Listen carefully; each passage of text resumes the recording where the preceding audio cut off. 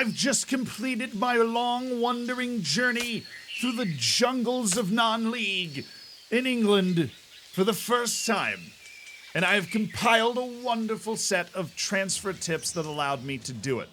You might be wondering what my credentials are for this. Well, let me tell you, I used everything we're about to talk about in this video to take the worst team from the 6th division and to get them promoted in 2 seasons. We made the playoff the first season, we lost in the final. Sometimes FM hits back, but I hit back even harder. You know, we go to Wembley and we're like, I'm in there. One shot to the jaw, you know, drop them down, and then we go up to the National League. We're like the only semi-pro team there. I'm training once a week. My boys are exhausted. They can't even breathe. Then we make the playoff in the first season, and then we lose because FM, you know, they got a nice left hook, but then I get back into the playoff. We break the league all-time goal scoring record. We get the best goal difference by 15. It's a robbery that we didn't win the league. But we go into the playoff and we win 5-1, 4-0. Get me in the football league. Took 4 seasons right on through, semi-professional the whole way. I'm lightheaded. Now, if you want to watch that crazy drama, the link to my Twitch stream is down in the description. You'll see me using all of the things that I'm supposed to already be telling you about. So we'll start with shortlists. Now, if you go to scouting and you go up to shortlists, this is something you need to understand so that you can execute on the game plan we're laying out for the rest of this. You can make new shortlists. This might be something you already know. If so, good for you. Here's a cookie. Nothing's there. Life sucks. Get used to it. You can make these new shortlists. I have shortlists like Deep Dark Desires. You don't get to know what's in there. End of contract, free players, loan players, and then there's those two, which are blurred out because I'm going to talk about them later. All you have to do is make a new shortlist, and then you just type in the name, and then you can select a group of players by clicking one. You hold shift, click down, right at, and then you go to lists, and then add to shortlist, move to shortlist, remove. You get the idea. Then you go back over to your scouting center, and this is where I'm dropping tip number 1. Use the scouting center.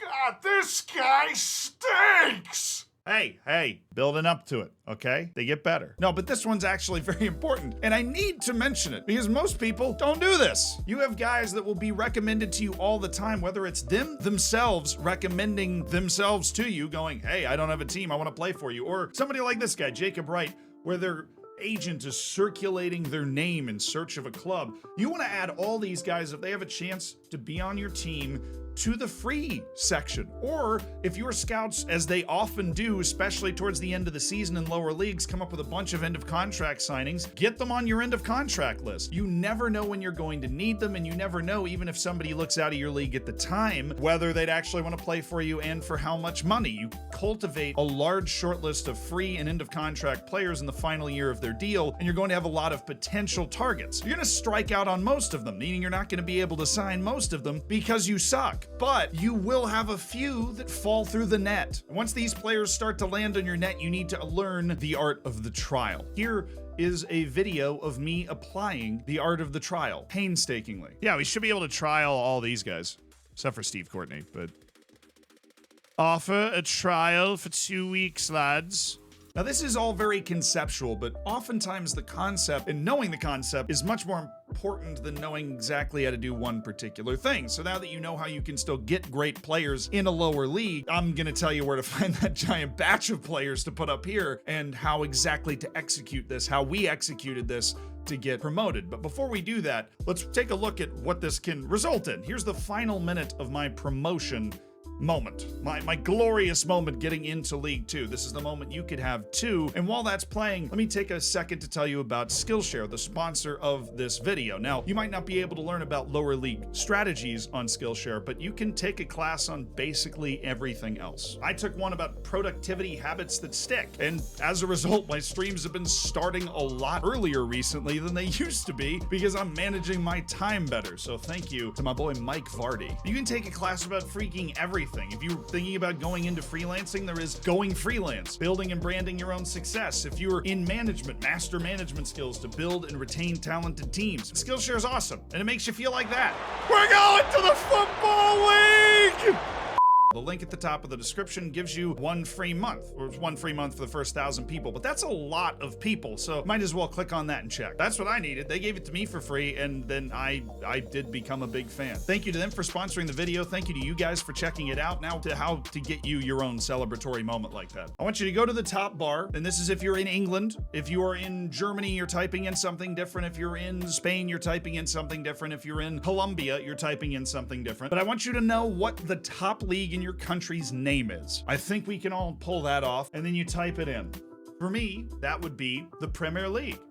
And then you go to transfers, and then you go here and you go to released players. Now, this is the section that you want to dominate. If you are just applying this in your save for the first time, this is going to be the most valuable section. You can sort by club, and it will show you every player that has been released. Because there is one golden rule for non-league, low league transfers. Don't freaking pay for people. The freaking has to be in the rule. There are so many players out there that can improve your team. You should never be in a position where you are paying for a player. If you do your work, you do your homework, you don't have to. This is the batch of players that you are pulling from, the top players in your country that you can pull from. If you're already in a top league and that team is still low down, you want to go to an adjacent country. Now, what you can do is literally select everybody on this list and then add them to a short list. You can do that.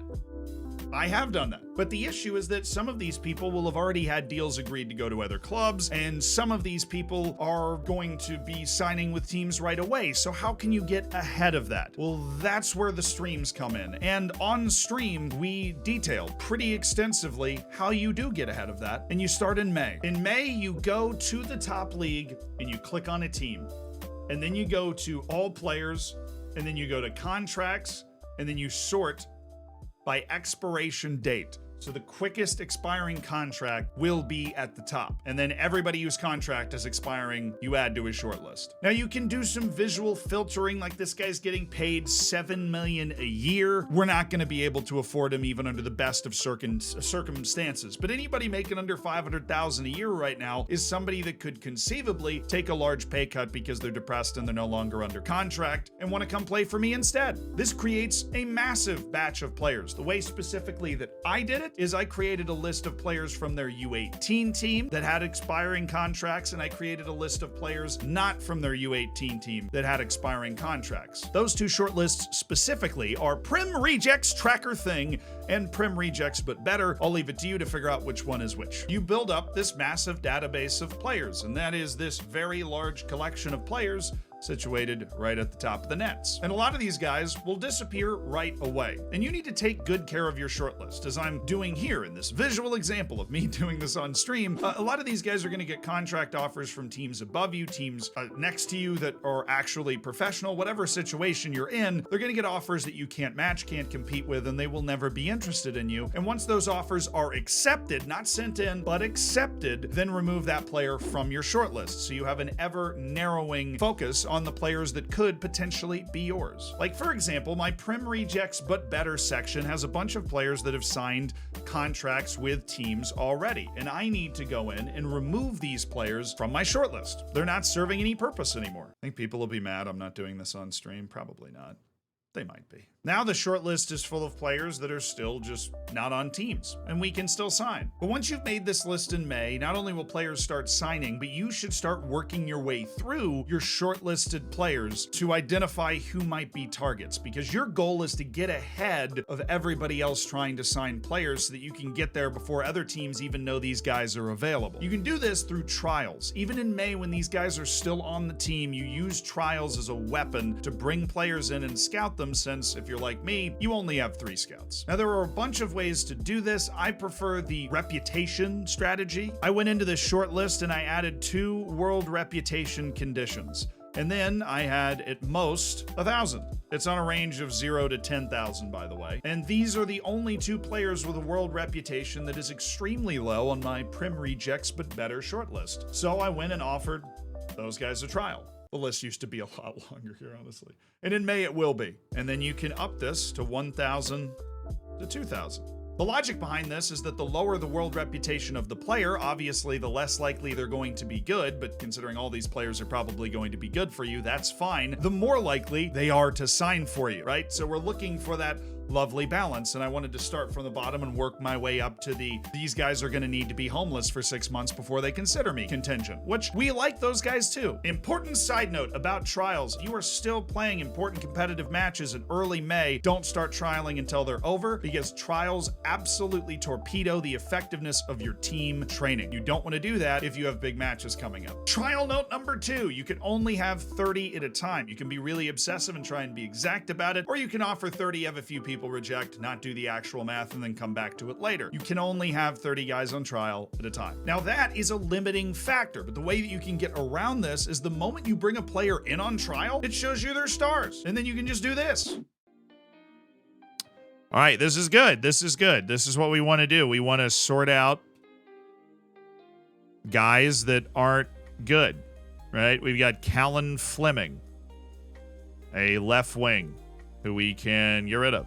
Remove them off the short list. And then you bring in more people, however many people you got rid of, and it shows you their stars. Now, anybody that has remotely a star range that could be competitive for you, keep them around, because we're all on teams that are bad, right? And so the person providing the star rating, not great at it. But also, if somebody thinks they have 3 silver stars, there is a 0% chance that guy's going to dramatically improve your team, which is what we're looking for here. And your goal is to get through as many of these people as possible so you can identify your possible targets and get to them before anybody else does. And just so you can think more outside the box, if you can find another great batch of players like this, maybe you go from the championship. If you're playing in a league that has multiple levels, you can do this from multiple levels over a longer period of time to find good players. And it didn't do that, right? You don't have to do it exactly this way. But once you get in this position, you're now playing the long game. And this is where my favorite tidbit of transfer strategy comes in these lower leagues. You really can emotionally abuse people into taking lower contracts. The longer a player is free, the longer a player is not on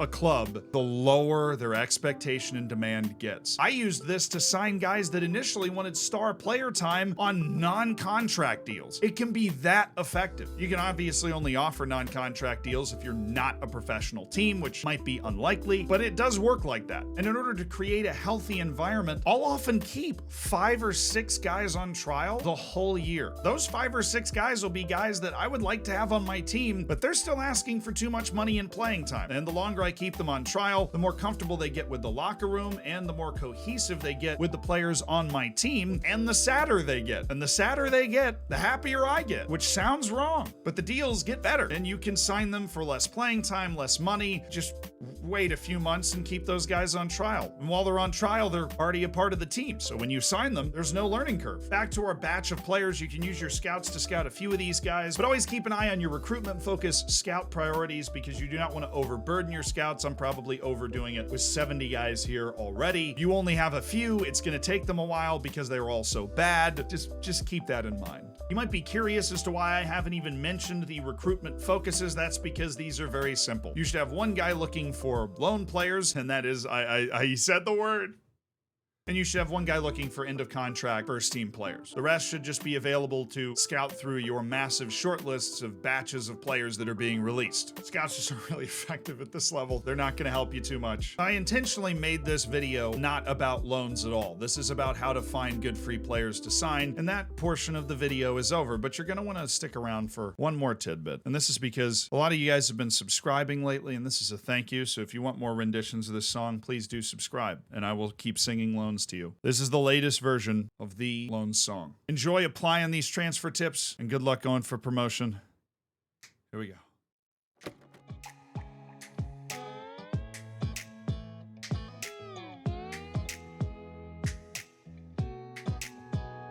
I got a feeling in my bones I'm gonna need loans. I got a feeling in my bones I'm gonna need loans.